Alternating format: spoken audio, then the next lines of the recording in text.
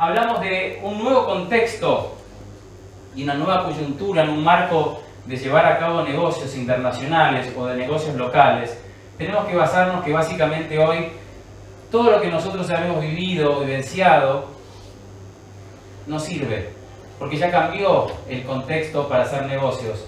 Ha cambiado el mundo, han cambiado las personas, ha cambiado la forma de comunicarnos. Hoy en día cada vez más se ve que las relaciones fracasan porque no hay comunicación, o se ve que las personas no tienen éxito en sus relaciones, ya sea comerciales, sociales o de trabajo, porque están esperando que les contesten un WhatsApp. Y si no les contestan el WhatsApp a tiempo, se enojan. Y después no les contestan bien, o les ponen un pulgar. Entonces tenemos que readaptarnos socialmente como personas para decir, bueno, básicamente esta construcción como personas que hablamos en un principio viene a darse porque nos cambia también el lenguaje, un lenguaje emocional completamente nuevo, un lenguaje donde cada vez las palabras están siendo reducidas por emoticones. Eso afecta a las ventas, eso afecta a las negociaciones y eso nos cambia como personas. Dentro de este contexto, las posibilidades macroeconómicas que tenemos están caracterizadas por estas posibilidades que nosotros tenemos aquí, que básicamente yo empiezo con los desafíos de recursos naturales. Cuando nosotros hablamos de que cada vez más se ve que el alimento se deprecia más en valor y se ve que la capacidad intelectual de las personas tiene un mayor grado de capacidad económica, nosotros decimos, eso no es la comida. Pero sí, cuando hablamos de los recursos naturales, en este caso vamos a hablar del litio. El litio es algo fundamental justamente que viene a darse por esta cuarta revolución industrial. ¿Por qué? Porque el litio nos da la posibilidad de construir toda esta tecnología que se viene. Sin litio nosotros no podemos generar esta industria. En el caso de India, por ejemplo, necesita mucho litio. Y en el caso de Argentina, con Chile y Bolivia, tienen la mayor reserva de litio del mundo. Entonces, tenemos que pensar cómo podemos generar estas sinergias coyunturales entre países para generar sinergias y que nos permitan construir este cambio. Y estos son los desafíos naturales. Cuando hablamos de desafíos naturales, los recursos que hacen necesarias a nuestra existencia, como el agua, como el gas, como el petróleo, vienen a darse básicamente ahora también porque se reemplacen, pero el agua no se puede reemplazar. El agua es algo que no vamos a poder reemplazar. Pero las energías renovables vienen a dar ese cambio, de decir, bueno, vamos a tener que trabajar en este aspecto. No lo que hace el presidente Trump, que dice, no, todo esto que se habla de eco-friendly, de las energías renovables, es como que no sirve, hay que seguir inyectando en el petróleo. El petróleo contamina, el gasoil contamina. Entonces hay que invertir en todo lo que es tecnología. Tenemos que generar sinergias para que esta tecnología se pueda aplicar en Latinoamérica. México, Ecuador, Colombia, Chile, Uruguay, todos estamos en el mismo lugar. A diferencia que uno que otro ha tomado diferencias. Por ejemplo, Uruguay es el país con más conectividad de energía eólica del mundo. Por ejemplo, Costa Rica decimos que es uno de los países más limpios del mundo. Pero, ¿qué pasa con Argentina? ¿Qué pasa con Colombia? ¿Qué pasa con Chile? ¿Qué pasa con Uruguay? En otros aspectos, ¿no? O sea, ¿qué pasa con estos países que están trabajando en algunas áreas bien y en otras no tanto? Cuando hablamos básicamente de la economía basada en los servicios, la economía basada en los servicios es el modelo principalmente que manejan las mejores economías del mundo. India es un ejemplo. Por eso siempre que yo hablaba de India, siempre hablaba de este modelo. Pero no es una cuestión nada más de decir, ya la soja no hay que venderla. Sino que tenemos que empezar desde abajo, empezar a trabajar en decir, bueno, a ver, básicamente, ¿cómo empiezo a capacitarme con las nuevas medidas que me va a generar esta cuarta revolución industrial para generar nuevos puestos de trabajo? Y para eso necesito tecnología, y para eso necesito joint ventures. Entonces, sin joint ventures yo esto no lo puedo generar como industria. Yo no puedo ofrecer una economía de servicios si yo no tengo la gente capacitada para ofrecer una economía de servicios. Sin decir nombres, algún país que otro por Latinoamérica dijo, vamos a copiar el modelo de India, vamos a hacer una economía de servicios, porque ya los commodities se deprecian cada vez más, el petróleo se deprecia cada vez más, vamos a hacer una economía de servicios. Y la pregunta es, ¿Cómo están los jóvenes capacitados para esa economía de servicios? Porque es verdad, más adelante vamos a ver que hay sistemas denominados bots que son los que hacen que uno pueda comunicarse con una computadora. Pero esos bots, en cierta manera, tienen que estar, en principio, manejados e influenciados por el ser humano. Eso viene después, a priori, no antes. Las plataformas de negocio de networking son más fáciles. Yo les puedo dar el ejemplo mío de vida. Mis socios en India, por ejemplo, y Emiratos Árabes, no fueron los socios que yo terminé, pero los socios yo los conocí a través de plataformas digitales. Ellos después me presentaron a otras personas y yo caí con esas personas a formar sociedades. Sociedades en Dubái, la Cámara de Comercio en India, y no eran personas que yo tenía posibilidad de conocerlos personalmente antes porque no tenía forma, yo tenía que viajar y tenía que comunicarme, tenían que invitarme. Pero ¿cómo yo iba a ir solo si no tenía posibilidad de conocer a nadie? Entonces primero tuve que hacer un perfil mío de negocios, que era de Facebook, donde yo sumaba las ideas al Facebook y generaba que personas de otros países vieran mi forma de pensar, vieran mi creatividad, vieran mi manera de ver la Latinoamérica en los próximos 20 años relacionada a estos mercados. Mucha gente lógicamente dirá, bueno, pero hay de todo en Facebook, hay de todo en las redes sociales, es verdad. Bueno, a mí me tocó 4 años de conocimiento previo con toda la gente que yo decidí después viajar y hacer una sociedad. No fue algo de decir, yo conozco a esta persona por internet y viajo mañana. Entonces, la realidad es que esto es una oportunidad que antes no teníamos. Que si yo le estuviese diciendo hace 10 años atrás, de que ahora, mientras estoy hablando con ustedes, me están viendo en muchos países en Latinoamérica a través de internet, esto era impensado hace 10 años. Hoy en día es una realidad. Y que esto se pueda potenciar luego de que eso se retuitee, o luego de que eso se comparta, luego de que eso se suba a YouTube, o lo retuiteen en Twitter, o lo pongan en Facebook, y la gente empieza a ver, y empieza a tomar un concepto nuevo, empieza a generar ideas. Bueno, eso es justamente las plataformas de negocios que estamos hablando ahora. Los negocios relacionados a la tecnología, las oportunidades de una población envejecida. Cuando hablamos de una población envejecida decimos, vamos a tener un desafío muy importante en los próximos 10 años. ¿Por qué? Porque vamos a tener más personas de 65 años que jóvenes de 20 años. Entonces eso nos abre un camino infinito de oportunidades en materia de las cosas que podemos hacer en plataformas económicas, sea en servicio a las personas que, por ejemplo, están necesitadas de una atención médica y que tienen a sus hijos ocupados todo el día y que tienen que tener una atención médica, o hospitales, médicos. Necesitamos robots en los hospitales, o sea, cuando se habla de que esta tecnología que se viene nos viene a irrumpir un cambio, no, al contrario, nos viene a ayudar, porque no hay capacidad en este momento humana para plantearse el desafío que nos va a dar una comunidad completamente envejecida. Tenemos casos que son diferentes. En el caso de India, la mitad de la población son menores de 35 años. Yo no hablo de India, yo hablo del mundo. Hablo de Japón, hablo de Argentina principalmente, que es uno de los países que va a haber más afectado a este problema. ¿Por qué? Porque tenemos el problema principal y central que las cámaras de comercio o las instituciones en Argentina, principalmente yo que estoy aquí en este país y que tengo la posibilidad de estar en algunas, veo que no hay jóvenes de menos de 35 años que trabajen de forma continua con los equipos de trabajo. Entonces yo lo digo, ¿es un problema de que los jóvenes no tienen ganas o es un problema que los más grandes no les dan las oportunidades? Yo digo que se les dan las oportunidades y esos jóvenes no las aprovechan, y que después los que sí tienen oportunidades básicamente no pueden entrar porque dicen no, debe ser lo mismo. Y hoy en día, para que las empresas funcionen, las cámaras funcionen, necesitamos un 30% de jóvenes en las empresas.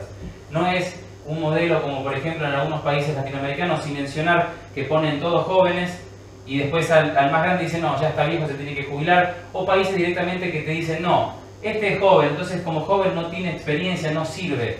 Se tiene que combinar la experiencia con la juventud, eso es lo que genera un proyecto positivo de una sociedad productiva. En India, cuando yo recién llegaba, me decían que yo tenía que saludar a la persona de mayor edad, porque se respetaba muchísimo a la persona que era más grande.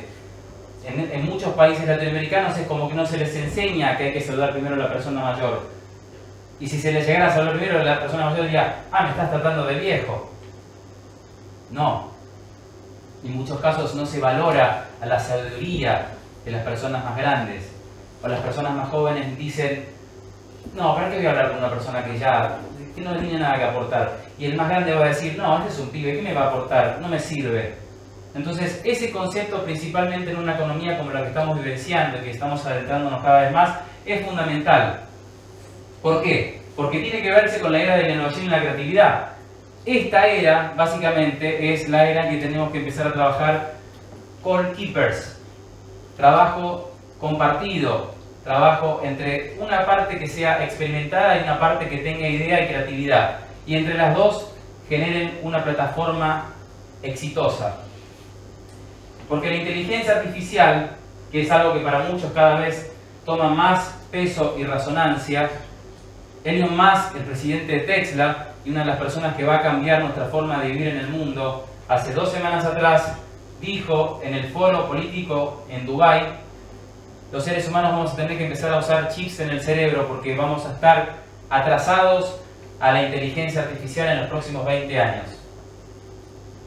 Para muchos países es una gran posibilidad, como por ejemplo India, que tiene muchísima gente con una expertise en tecnología, que puede ayudarnos a nosotros como plataforma de país que necesita insertarse en el mundo digital a generar joint ventures y trabajar en conjunto.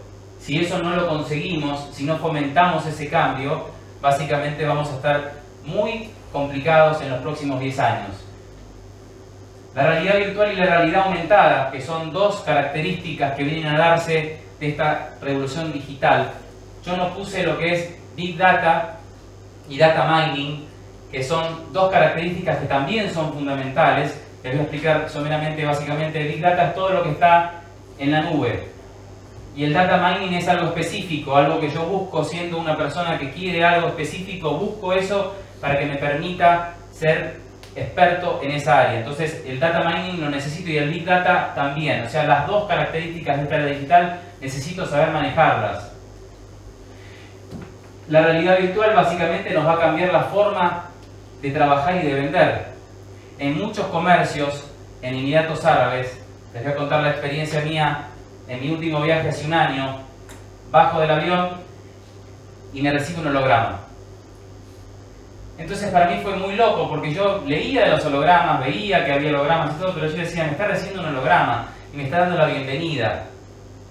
Cuando hablaba con la gente allí en Emiratos Árabes, que muchos no son árabes, son de distintos países, muchos me decían, esto del holograma no es nada. Ya en Japón acaban de abrir un hotel con todos robots y eso va a ser el nuevo modelo de venta de los hoteles que se van a tener que implementar porque Airbnb, la empresa que está manejando y cambiando el sistema turístico y hotelero a nivel mundial, está viendo una gran oportunidad porque los hoteles no innovan y cobran precios que son muy caros. Un hotel de 5 estrellas, como hoy se vive y con la producción que se está generando en muchos países, debería ser muy costoso decir no quiero, no costoso pagarlo. Porque si todo cada vez está depreciándose en valor, porque la tecnología nos ayuda a vivir mejor, los viajes en avión cada vez son más baratos, la comida cada vez es más barata. Muchos van a decir, bueno, pero la inflación que hay, por ejemplo, en Argentina, en Venezuela, yo no les hablo de términos inflacionarios, yo les hablo de un tema de que si nos retrotraemos a 1900, cómo se fue subiendo en la evolución de nuestro capital como personas, como individuos que íbamos ganando cierta cantidad de dinero. Si lo comparamos con un valor equitativo de lo que vale el alimento, lógicamente el alimento se ha depreciado. Lo que ha subido ha sido nuestro sueldo, no al revés. Dentro de esta realidad que hablamos de esta digitalización empresarial, decimos que básicamente el e-commerce, que hoy en día representa el 23% de la economía global, viene a darnos una punta importantísima para la hora de ventas. Porque si nosotros podemos manejar todas estas características y las empezamos a trabajar una tras una y decir, perfecto, o sea, por ejemplo, me interesa esta parte, me interesan los negocios en networking, pero ¿sé manejar lo que es realidad aumentada y realidad virtual? La película Terminator, año 84, seguramente todos la vieron. Bajaba Schwarzenegger y se ponían los lentes y automáticamente entraba en un bar y veía que había alguien con jeans. Ah, me gusta, es cool los jeans, se ponía los jeans. los lentes, la campera de cuero, la moto, todo eso era realidad aumentada. Ese es un nuevo método de venta. En Europa están implementando, principalmente en los países nórdicos, hay países que están muy avanzados, como por ejemplo Suecia, que ya no hay más dinero material, sino que ya todo dinero digital. Las monedas digitales, el mejor ejemplo son los bitcoins. Hoy un bitcoin vale mucho más que el oro. Ya un bitcoin vale $1.200. Entonces nos replantea un cambio global y estratégico a la hora de pensar qué es un verdadero rico hoy en día. El que tiene $1 millón en el banco o el que tiene 500 bitcoins. Muchos van a decir, yo no invierto en bitcoin porque todavía no es una moneda segura. Bueno, empecemos a informarnos y a capacitarnos en estas monedas digitales, porque el valor del dólar se está depreciando cada vez más. Y eso es una mera prueba lo del bitcoin, que vale más que el dólar. Entonces, tomemos conciencia, porque cuando hablaba el otro día para unas personas en México a través de Facebook, muchos mexicanos me decían, bueno, pero ¿qué páginas hay? Porque no son seguras. Y yo les decía, no hay una página que yo les pueda recomendar, porque si yo les recomiendo una página y después esa página les genera algún problema, me van a venir a buscar a mí. No, busquen ustedes, capacítense, investiguen, estudien, vean, por ahí tienen una mínima parte para invertir en monedas digitales. El 45% de los que se jubilan hoy en Estados Unidos, por ahí muchos se pensaban de que se jubilan y tienen una capacidad económica millonaria. No, tienen nada más $5.000 guardados. Estamos hablando de Estados Unidos. Si bajamos para abajo, ¿cuántas personas en Latinoamérica cuando se jubilan tienen $30.000, $40.000 en sus bancos? Mejor no averigüemos. Como les decía, el e-commerce viene a cambiar esta estructura económica porque cada vez más los negocios son en la red. Y el ejemplo que tenemos hoy de hacer una conferencia que decimos puede ser vía streaming o puede ser presencial. La mayoría lo está viendo en streaming. Y eso no es una problemática de que por ahí las temáticas no son buenas las que se plantean, porque en muchos casos uno no ve presencia en las conferencias, y recién lo hablábamos con Ricardo, que no ves gente en conferencias que son interesantes. Y eso se aduce también a la forma en que se vive, en el estrés diario. Pero la capacidad de tener una cámara que te está apuntando y que puedas estar en tu casa o a través del celular viéndolo, esa es la nueva forma de venta hoy en día que se hace para tener éxito, y es eso lo que marca también el e-commerce. Ya las personas tienen que adaptarse a este cambio. Por ejemplo, en Argentina a partir de junio se empieza de forma obligatoria a usar un dispositivo en el celular denominado Postnet para que las ventas sean digitales. Me parece que está muy buena la medida, pero lo que sí yo diría, adicionalmente al Postnet, empezar a capacitar a que las personas vean nuevas formas de venta, porque las formas de venta que se tenían antes ya no sirven más. Y si a mí me dicen, yo comerciante, que me pongan un Postnet pero sigo sin vender, tengo dos opciones: o quejarme en el lugar donde nací o capacitarme, porque básicamente donde estamos hay gente que está bien y hay otra gente que no está bien, pese a la coyuntura macroeconómica que podamos tener. Entonces los países principalmente, como les decía en un principio, vienen a determinarse por las personas, no por los países en sí. Todos los países tienen riquezas y pobrezas, pero tenemos que hacer hincapié en esa programación que les decía en un principio, en la parte mental, para ver las riquezas más.